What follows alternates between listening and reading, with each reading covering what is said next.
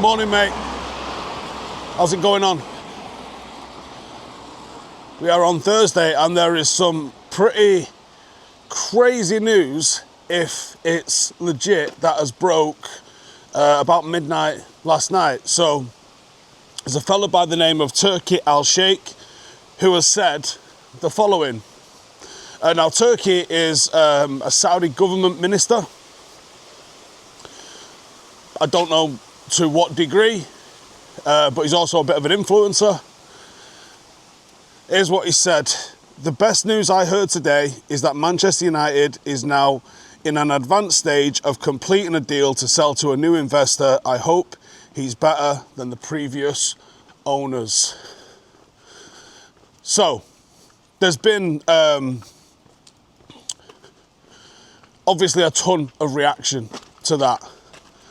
Some people going mega, taking it at the face value, sweet, that's happy days. Some people pushing back saying, whoa, whoa, whoa, whoa, whoa. Stock exchange rules mean that you can't just talk about some stuff like that on Twitter. Some people saying, hang on, I thought INEOS had first refusal. To be fair, all of those things could be accurate and could be correct. So let's go break them down. Taking it at face value. Could you take that at face value? Yeah, I think you could. What about the stock exchange angle on it? Well, the thing with the stock exchange is it goes against the rules of being on the stock exchange if you don't inform the stock exchange of a change happening. Now, the original tweet says advanced stage of negotiation. That doesn't say complete. You have to tell the stock exchange once something is complete. It's the same with a major transfer or even a sacking of a manager.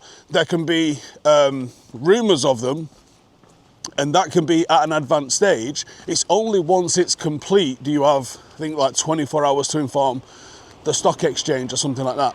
So the fact that he's saying it's at an advanced stage doesn't mean any rules have been broken. Now, what about INEOS having first refusal on that?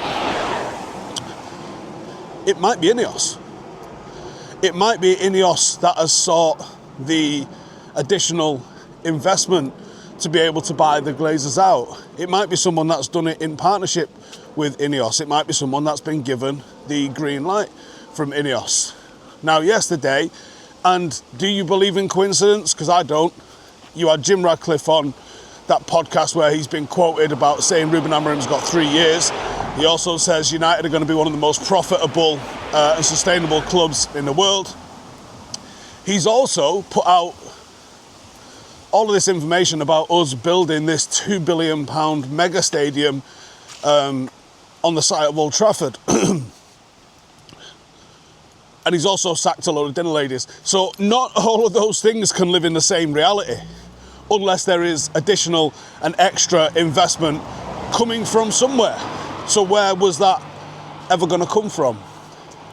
Was it an INEOS thing? Like, when you read the original documentation, there was a mechanism at which INEOS and Jim Ratcliffe owned more and more and more and more of the football club, but it wasn't clear about how that was going to happen.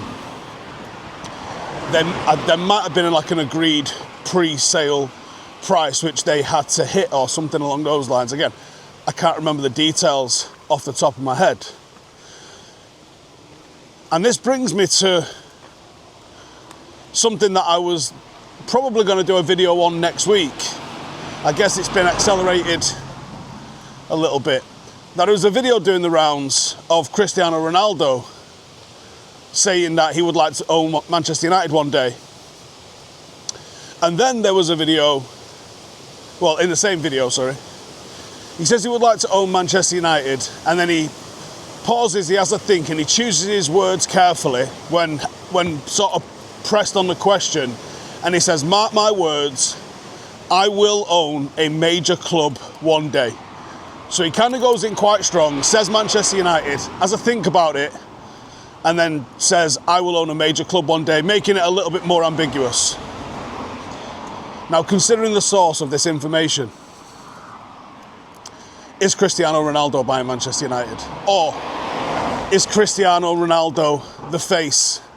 Because I know he's got a couple quid, hasn't he? But I don't think he's got quite buying Manchester United money. Is Cristiano Ronaldo possibly seeing what the likes of Beckham have done with Miami, about to buy Manchester United? And has that been a plan all along? Because there's a CR7 hotel that's been planned on the corner of Piccadilly for a long old time. Is that connected? Is that part of it? Cristiano Ronaldo, obviously, for those that have been under a rock for the last few years, playing his football in Saudi at the moment.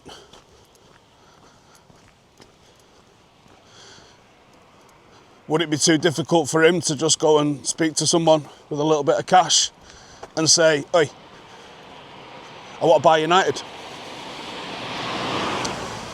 Now, I don't think any deal involving any Saudi national or any Saudis would be part of PIF, the Public Investment Fund, because they already own Newcastle. Go on, mate, I'll go. So, I don't think that they would own two things that are competing against each other, which means if there was a Saudi national buying Manchester United and it wasn't anything to do with the government, United would actually get, I presume, a wealthy individual with an interest in buying Manchester United. Maybe it's even a loan to Cristiano Ronaldo.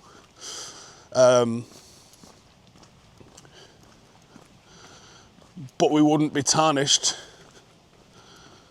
with the same sports washing bullshit as we would be if we were owned by the nation.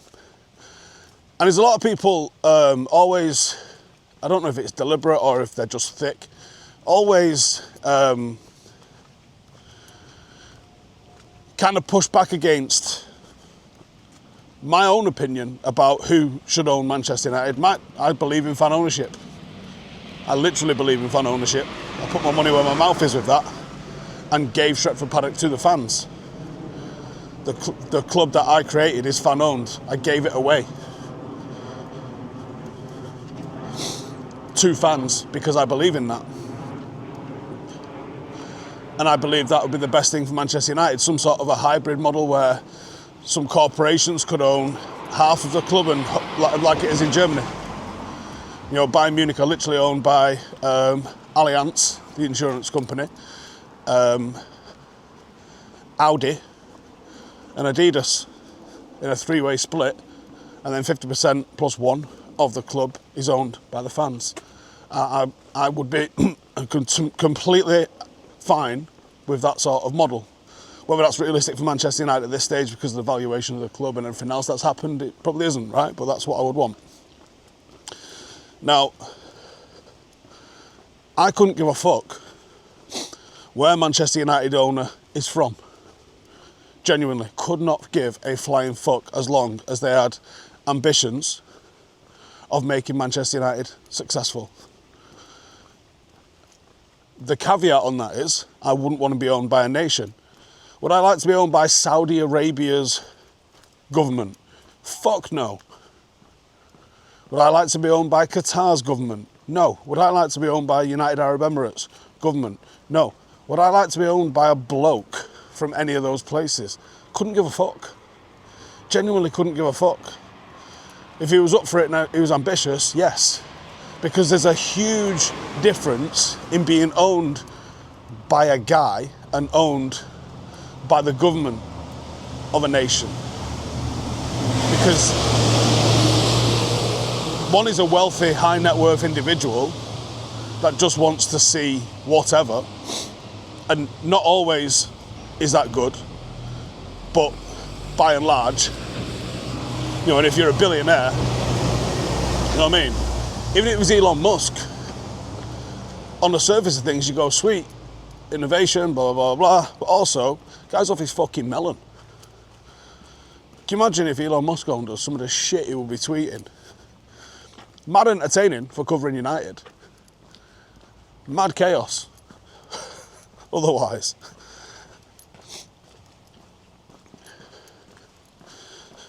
But not the plaything of a nation. Absolutely not. So, the fact that this has originated from Saudi, is it linked with Cristiano Ronaldo? United have new owners. Is it Ronaldo? And what would that mean? Or it wouldn't be him, like I say, it might be some people he's managed to get connections with are involved somehow. If this is true, and we are finally seeing the end of the Glazers, there will be a sausage roll party at 3 o'clock at ours. All you can eat sausage rolls. Be outrageous.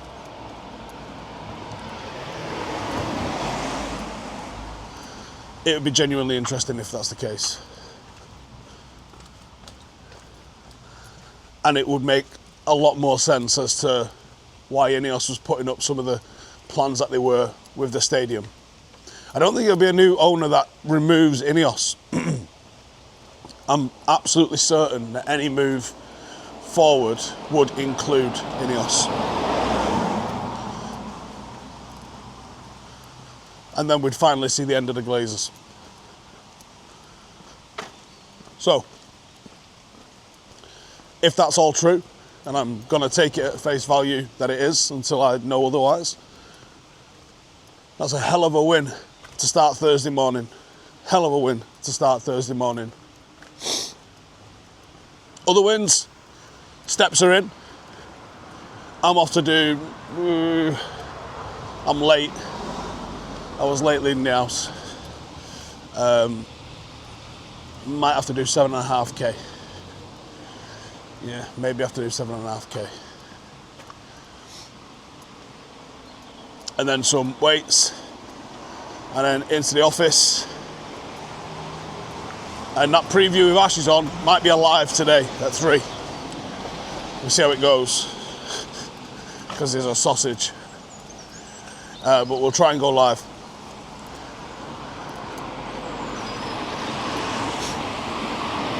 Otherwise, take it easy. Let me know what wins you are trying to stack. What is getting done on your to-do list this morning? And how many of you have started switching over to the pen and the paper to get your jobs done? And are you just picking the 3 and getting after it? I put myself onto a navigation course. I do a lot of manual navigation, but it is a skill and it does fade sometimes.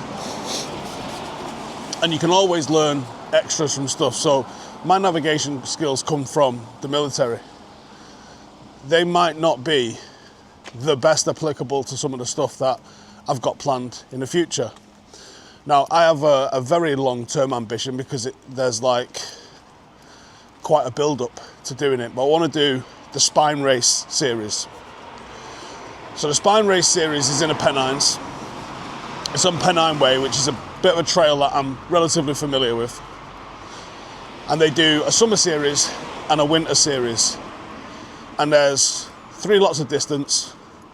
There's sprint, which I'm going to be honest, it ain't a sprint, because it's either 43 or 46 miles whether you do the north or the south version, which are both in the same place. They just go different directions. So the sprint is 43 mile. To enter the sprint, you've got to have completed the marathon, like any marathon distance. So now you get a Manchester Marathon done in April, then I can join the sprint. I want to do the summer sprint and then the winter sprint, because the winter sprint typically is in snow, typically, because of the height that you're doing it at. Then they have a challenger, And the Challenger is either 106 or 160, depending on which route that you do. And the same detail, they have a summer and a winter series, starting the summer, and then once you've cracked the summer, do the winter. So that'd be 4 races that they have to get done. And these are like once a year events. It's not like it's every weekend and I can just crack on through them. So it'll take me a good few years to get to this. And then they have the Spine race. Now the Spine race is the hardest race that you can do in England. Again, start with summer, 268 miles. It basically goes from the Peak District to Scotland on foot. Summer one, pretty fucking gnarly, but at least you can kind of see where you're going. The winter one, oh boy, 268 miles at basically mountain height, the spine of Britain, right through into Scotland. It's fucking gnarly. Now to qualify for that, you've got to have been doing 100-mile races. So not the sort of thing that you can sign up for and just get cracked on with. But it is on my to-do list to get them done over the next 3, 4, 5 years. So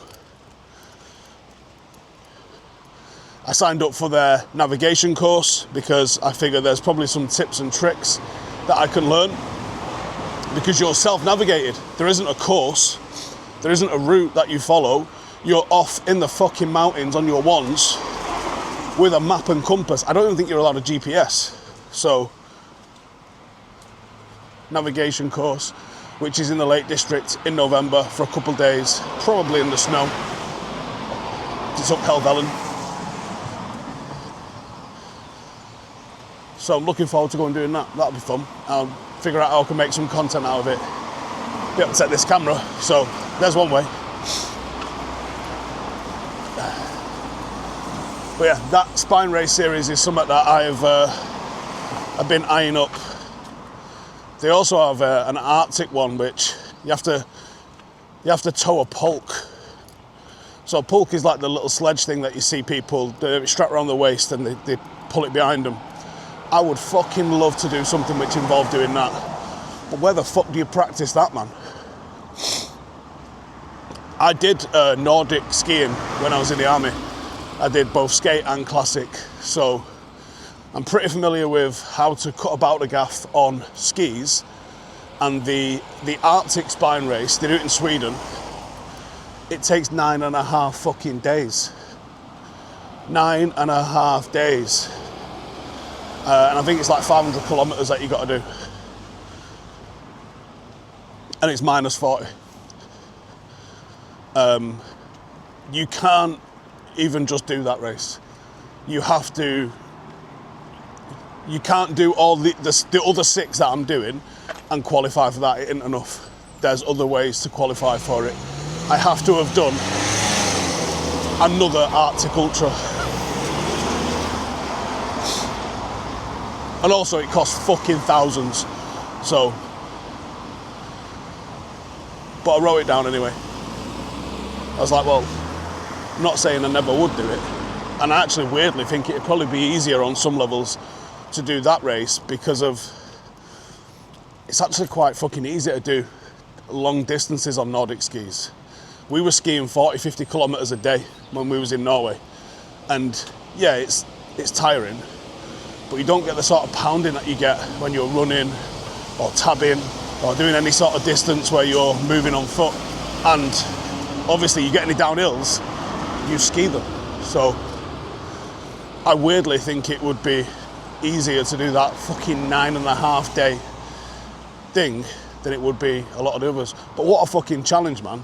That's the sort of challenge that absolutely gets me fired up to go and do. That I would fucking love to do that. You got all your shit in your pulk. You got to take your food with you. You got to ration your food out. You got to pitch your tent up while the fucking wind's absolutely howling around you. I don't know why. Probably the reasons I joined the army, but I don't know why that fucking turns me on. That's some shit that I could really fucking get into doing. And I hate the cold. But I'd be about that for fucking reals. You give me a choice to go do that right now, or spend 2 weeks on a beach somewhere, I'd be like, right, pack the thermal underwear, son, we're having it. Anyway, wins have already been stacked this morning. It's all about momentum. Keep it fucking rolling. Soon be Friday. I'll see you in the next one. Laters.